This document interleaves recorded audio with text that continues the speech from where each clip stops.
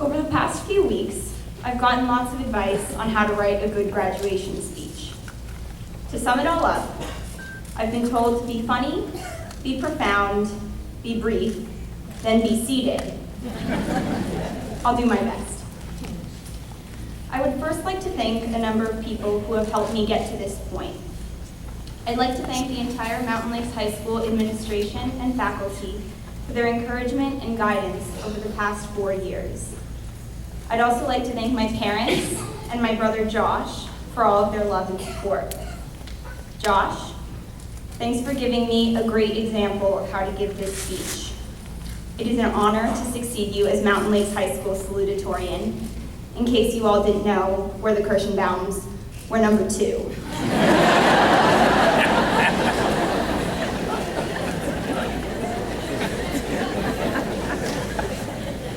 And last, but certainly not least, I'd like to thank all of my classmates.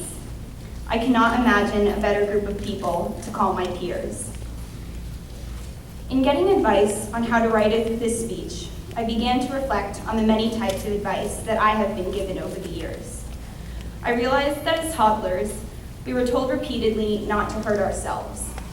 Pretty much all of the advice we received at that age consisted of the word "don't," followed by some sort of action that grown-ups perceived to be a bad idea. Don't go near the stairs, don't put that in your mouth, and don't stick your fingers in the socket.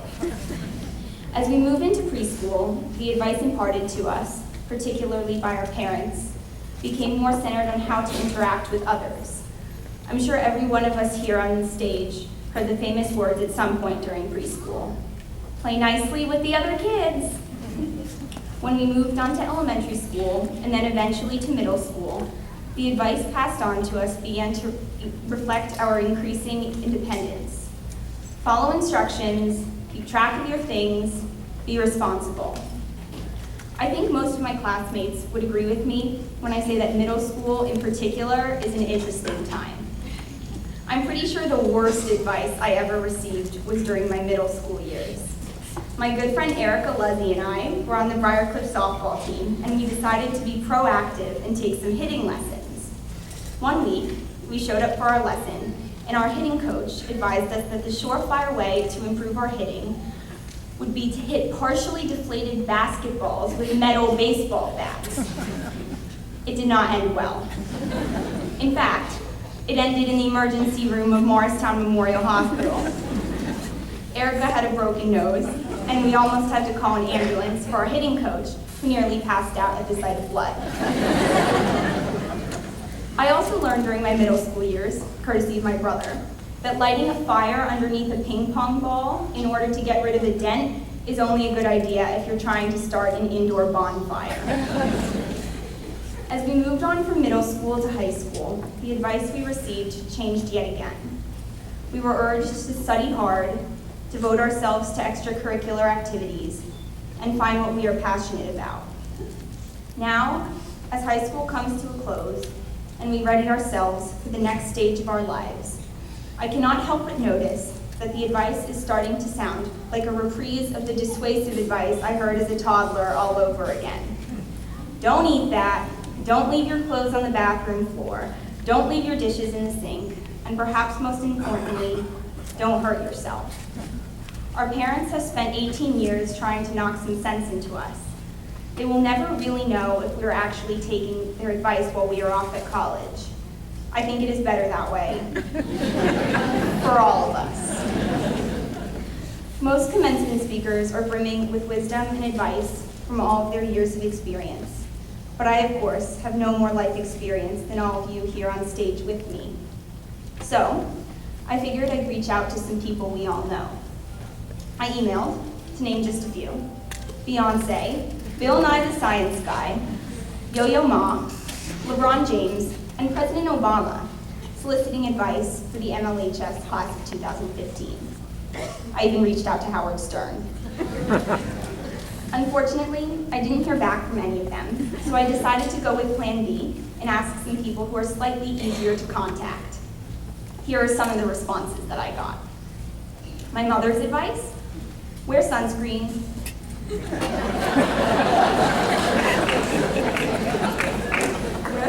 sunscreen, and don't do anything you wouldn't want printed in the neighbor news. My father's advice: never attribute to malice what can be explained by oversight or incompetence. My grandpa Bob advised that we never be too impressed with ourselves. My second grade teacher, Mrs. Lorber, had 3 pieces of advice. Lead by example, don't expect perfection, just focus on self-correction, and remember that attitude is a little thing that makes a big difference. Mr. G, my elementary school band teacher, had very simple advice: do what you love. Ginny and Mike O'Donnell, the varsity tennis coaches, told me to remind all of you to look for the positive in all of your experiences. This last piece of advice I was going to omit, since many of you may have heard it before, but a particular English teacher persuaded me to include it. So this from Mr. Leo: never, never, never quit. I know I said earlier that I wasn't exactly qualified to give advice to all of you, but since I'm speaking so much about advice, I figured I would offer my 2 cents. I have found that it is important to be open to new ideas and to recognize that you'll never know from where good advice will come. Advice is helpful, sometimes even necessary, but ultimately, it is our job to decide the way in which we want to lead our lives. We are at the point where, using all the advice we have been given, we have to make our own choices. It is our turn to take the wheel, for as J.K. Rowling said in her commencement speech at Harvard, there is an expiration date on blaming your parents for steering you in the wrong direction. As we move into this new phase of life after high school, I'd like to remind you all to do a few things. Laugh a lot. Use your gifts to make the world a better place.